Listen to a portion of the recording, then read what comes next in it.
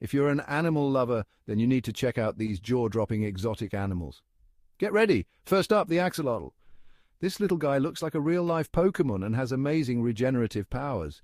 Next, the fossa from Madagascar. It's like a cat-dog mix and the top predator in its homeland. Ever heard of the saiga antelope? Its funny-looking nose isn't just for show, it helps filter out dust in the desert. Meet the pink fairy armadillo. This tiny creature has a pink shell and is only 6 inches long. Last but not least, the quokka, known as the world's happiest animal. Its smile is contagious. There you have it. 5 of the most exotic animals that'll make you go, wow. Which one's your favorite? Let us know in the comments.